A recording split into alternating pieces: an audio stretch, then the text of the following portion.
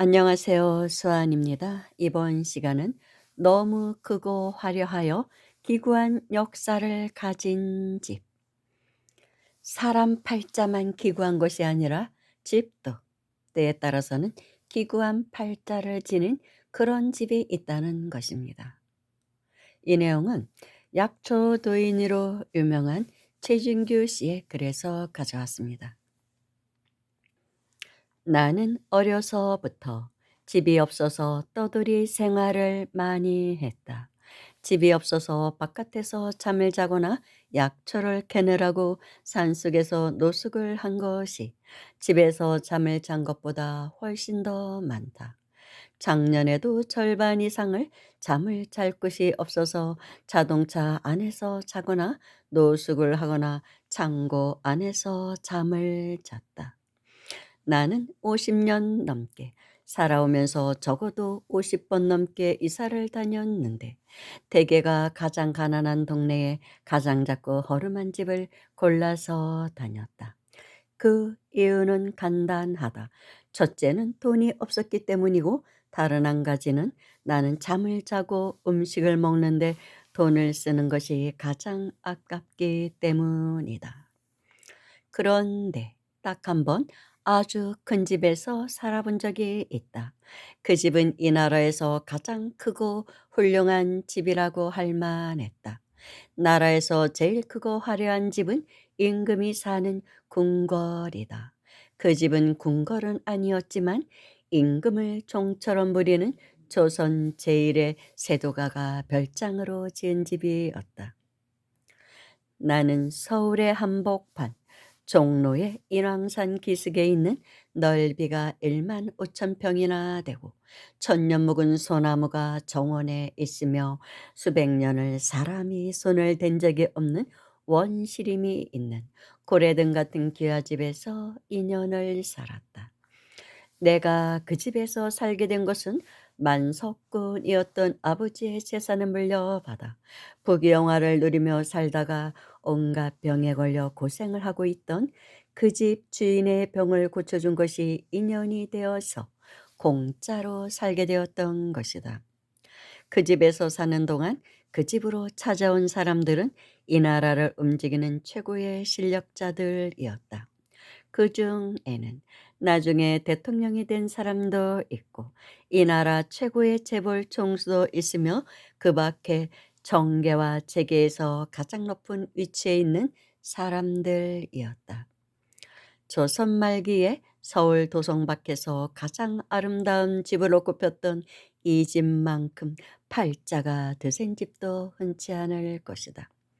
본디 영의정을 지낸 조선 제1의 세도가였던 김홍근의 별장이었던 것을 흥선대원군이 빼앗아서 별장으로 썼고 일제강점기에는 조선 총독부의 연회장으로 썼으며 한국전쟁 때에는 인민군 총사령관의 숙소로 썼다.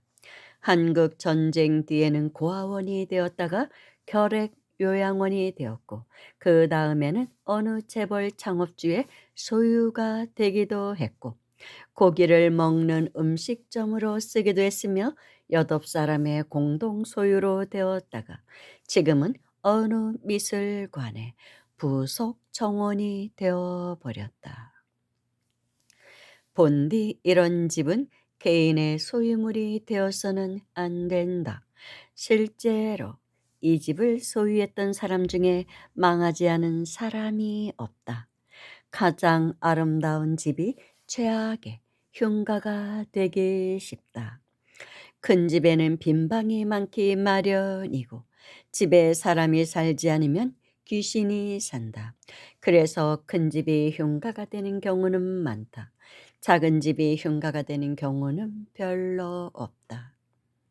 지금 세계에서 가장 거대한 흉가는 북한의 평양에 있는 지다가만 101층짜리 지다가만 101층짜리 류경 호텔이다.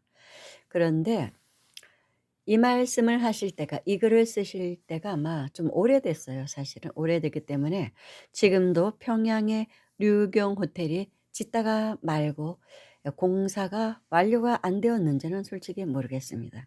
지금은 이제 완성이 됐을 수도 있죠. 아무튼 이분이 글을 쓸 당시는 그랬다는 것입니다. 국가는 마천루를 찢다가 망하고 재벌은 크고 웅장한 사옥을 찢다가 망하며 졸부는 큰 집을 찢다가 망한다. 국가의 민심이 갈수록 흉흉해지는 것은 흉한 건축물을 많이 짓기 때문이다. 뾰족탑을 많이 지으면 하늘에서 비가 내리지 않는다. 뾰족탑이 많은 나라는 얼마 가지 않아서 사막이 된다. 참 묘한 얘기죠. 뾰족탑을 많이 지으면 뾰족뾰족 하늘을 향해서 찌르니까 하늘이 싫어한다는 거예요. 하늘이 노해서 비를 내려주지 않는다는 뜻입니다. 정말 그런지는 저는 솔직히 모르겠습니다. 저는 뭐 풍수지리 신봉가도 아니고. 그런데 이런 이야기는 있어요. 그러니까 사찰, 사원, 종교단체 건물을 아주 화려하게 너무 크게 진 나라치고 망하지 않은 나라가 없다. 그런 말은 들어봤습니다. 왜냐하면은 신의 뜻은 중생제도를 하기를 바라는 것이지, 그러니까 중생불사를 해야 되는데 인민의 고열을 짜서 사원을 짓게 되니까 원성이 높아지게 되잖아요. 짓다가 죽는 사람도 있고 다치는 사람도 있고. 그래서 중생불사가 아닌 건물불사에 너무 치중을 하면 그 나라가 망한다. 또는 그 종교단체도 오래가지를 못한다는 말이 있습니다. 진짜 앞으로는 어쩌면 모든 종교단체가 텅텅 빌 수도 있어요. 어쩌다 오는 사람들을 위해서 저렇게 큰 건물이 필요한가라는 생각을 할 때가 솔직히 있습니다. 뭐 이제는 정말 종교계에서 많은 사람들이 떠나고 있기 때문에 정말 남겨진 그런 종교단체 건물이 흉가가 돼서 많은 문제를 일으키게 되지 않을까. 지금도 벌써 그 현상은 일어나고 있습니다. 그럼 폐가만 찾아다니는 그런 유튜버들이 있어요.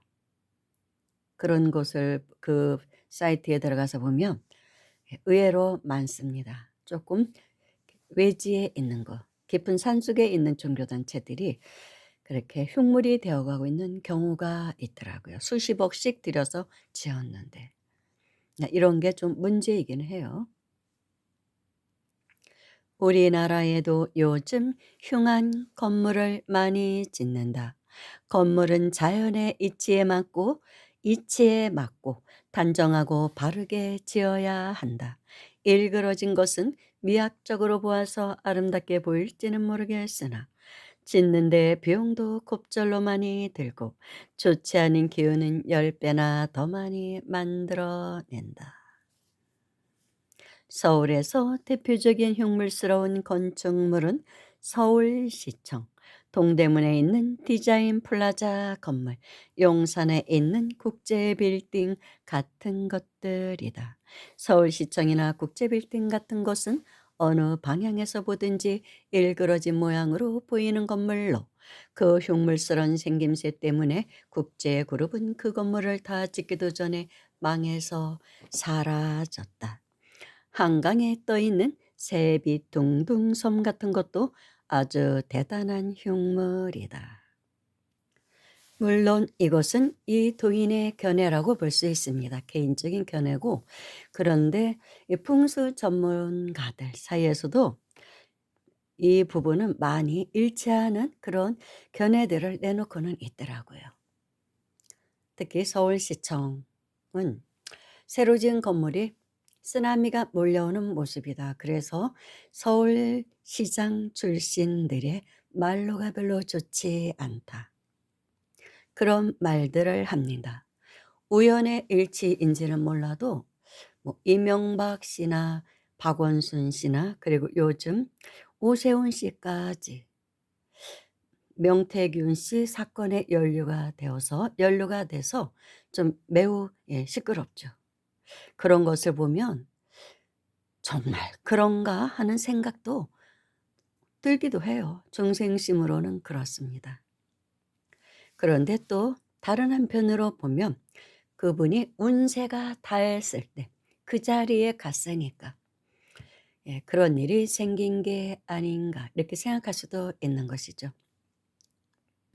운세가 하락세에 있을 때는 특히 높은 자리, 또 큰 집, 그런 데 가면 안 된다고 합니다. 큰 집에 살거나 높은 자리에 올라가면 예, 그 추락이 엄청나다는 것이죠. 그래서 요즘 솔직히 우리가 우리나라 정치권을 봐도 그런 생각이 들죠.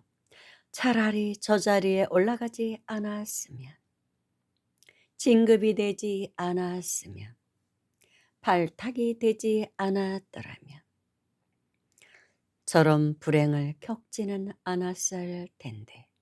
이런 생각을 많이 하게 돼요. 솔직히 그렇잖아요. 그분들도 뒤에서는 그런 말들을 한답니다. 아휴, 내가 왜 이 자리에 올라와 가지고, 내가 왜 이 시점에 해필 진급이 돼 가지고 여기에 엮여 들어갔는지 그렇게 한탄하는 목소리가 들린다고 합니다. 한숨을 예, 쉬신다고 해요. 사람이 한 치 앞을 내다볼 수 없으니까. 그래서 만사세옹지마라고 하는 것 같습니다. 지금 내가 복이 된 것이 언제 그게 화가 될지 모르고 또 지금은 화라고 생각한 내가 진급에서 떨어진 사람들은 원통했을지 모르지만 지나고 보니 아휴, 내가 그때 진급이 안 된 게 천만다행이었어. 내가 만약에 그 자리에 있었으면 나도 엮여 들어갔을 텐데. 이런 생각할 수가 있잖아요. 그래서 수행자는 이런 도를 공부하는 도인들은 좋은 일이 있어도 너무 좋아하지도 않고 좋지 않은 일이 있어도 크게 낙담하지 않는다는 것입니다. 늘 평정심을 유지한다는 것이죠. 만사세옹지마니까. 미래에 그것이 어떤 결과로 나타날지는 아무도 모르기 때문이죠. 그래서 늘 여여한 것이에요. 아, 내가 진급에서 떨어졌으면 내가 복이 좀 미치지 못했나 보다. 아니면 더 좋은 일이 있으라고 떨어졌을 수도 있고 또 앞으로 닥칠 화를 미연에 방지하려고 내가 떨어진 것일 수도 있다라고 생각하고 마음을 다스린다는 것입니다. 자녀들이 원하는 대학에 못 갔을 때도 마찬가지로 그래, 이 애는 이 애의 역량과 복으로는 여기가 맞아 하고 마음을 내려놓으라는 거예요. 더 욕심을 냈다가는 오히려 화가 오는 경우도 있거든요. 그리고 복의 총량이라는 게 어느 정도 정해져 있거든요. 전생에서 갖고 온 복의 총량은 정해져 있다고 봐야 돼요. 물론 또 이 생에 계속 충전을 해 쓰는 사람도 있죠. 그건 굉장히 현명한 사람들이죠. 그렇지 않으면 총량이 있기 때문에 계속 빠져나가요. 그러면 앞당겨서 미리 가불에다가 많이 당겼으면 노후에 가난하게, 불행하게, 비루하게 살다 가는 경우가 의외로 꽤 많잖아요. 그런 사람 많이 보잖아요, 우리가. 뭐 친척들 중에도 주변에서도 어느 날 갑자기 성공해서 엄청난 돈을 벌고 좋은 집, 좋은 차에 사는 거 보면 뭐 좀 배가 아픈 생각도 들죠, 사람이. 그런데 한 10년쯤 지나면 그가 몰락했다는 소리를 많이 듣게 됩니다. 그냥 꾸준하게 살아왔던 사람이 훨씬 복 많은 사람이구나라는 것을 느낄 때가 많습니다. 정말 그런 게 많아요. 그래서 도인이 말씀하시길 집을 크고 화려하게 짓고 거처를 사치스럽고 화려하게 꾸미며 분수에 넘치는 생활을 하는 사람은 멀지 않아서 화를 당하는 일이 많다. 반대로 작은 집에서 거친 옷을 입고 소박한 음식을 먹으며 검소하게 사는 사람은 마침내 덕을 쌓아서 병 없이 건강하게 오래 살 수 있다. 넓은 집에서는 기운이 흩어지고 작은 집에서는 모여서 쌓인다.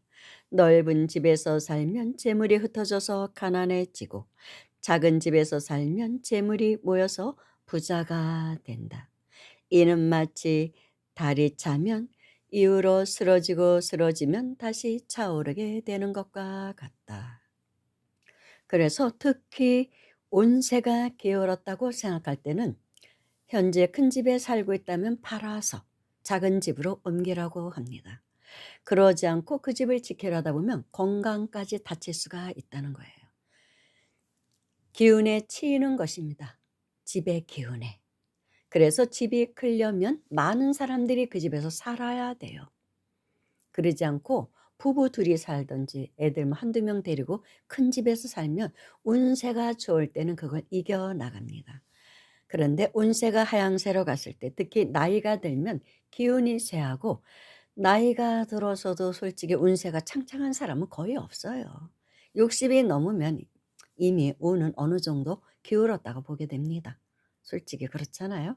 그러면 집도 줄여야 그러니까 줄여서 거기에 맞게 검소하게 사는 게 맞다는 것이죠.